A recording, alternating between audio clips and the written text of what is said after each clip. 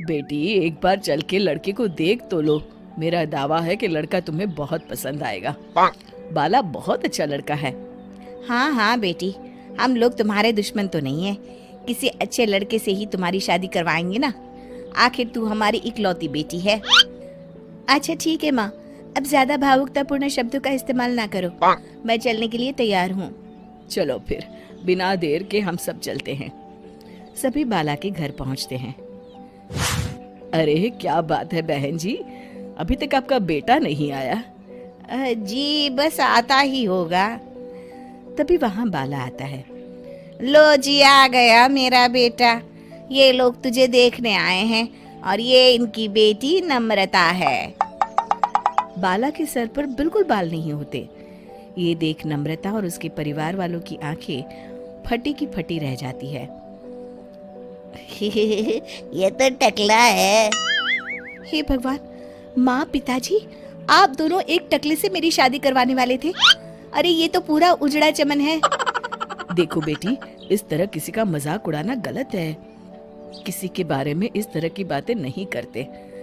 बालों का क्या है, वो तो आते जाते रहते हैं। लड़का टकला है तो क्या हुआ, इंजीनियर है, अच्छा खासा कमाता है। आप चुप रहिए जी। इसकी तरफदारी इसलिए कर रहे हैं क्योंकि आपके भी सर पर बाल नहीं है। मैंने तो आपसे शादी कर ली, मगर मैं अपनी बेटी की शादी एक टकले से बिल्कुल नहीं करवाऊंगी। अरे ये क्या, कब से आप लोगों ने टकला टकला लगा रखा है? और माफ करना, तुम भी कोई हूर की परी नहीं हो। तुम लोग मेरे घर में आकर मेरी ही बेइज्जती कर रहे हो। निकल जाओ यहाँ से। हाँ हाँ तो जा रहे हैं ना, हमें भी यहाँ रुकने का कोई शौक नहीं है। नम्रता और उसके परिवार वाले उठकर वहां से जाने लगते हैं। तभी नम्रता का छोटा भाई जाते जाते कहता है, टकला, तेरा बाप टकला। और इस तरह बाला का रिश्ता टूट जाता है। फिर एक दिन सड़क के किनारे एक आदमी घूम घूम कर कंधी बेच रहा होता है। कंधी ले लो, कंधी, एक से बढ़िया एक कंघी ले लो, नए जमाने की कंघी ले लो।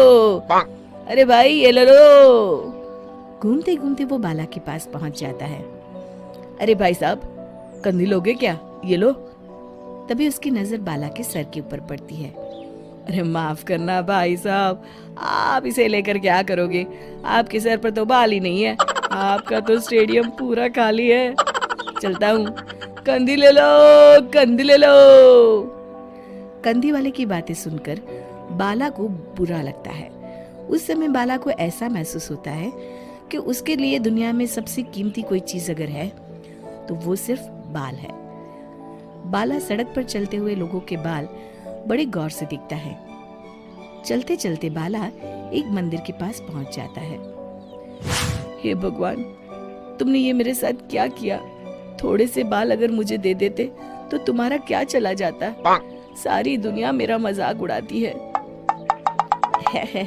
अरे भाई, आज पहला इंसान देख रहा हूँ जो मंदिर आकर भगवान से अपने लिए बाल मांग रहा है। बेटा, भगवान ने तुम्हें सब कुछ तो दिया है, अच्छी सेहत है, अच्छी नौकरी है। लगता है तुम्हारी तबीयत ठीक नहीं है। घर जाओ, सब ठीक हो जाएगा। बाला वहां से चला जाता है। घर पहुंचकर बाला खाना खाता है और अपने कमरे में सोने के लिए चला जाता है। फिर सुबह जब बाला सोकर उठता है तो आईने के सामने अपने आप को देखकर हैरान हो जाता है। बाला के सर पर एकदम घने बाल आ जाते हैं। बाला खुशी से झूम उठता है। अरे ये तो चमत्कार हो गया, मेरे सर पर बाल आ गए। लेकिन ये हुआ कैसे? दोस्तों, अगर आप इस कहानी का दूसरा भाग देखना चाहते हैं तो हमें कमेंट करके जरूर बताएं।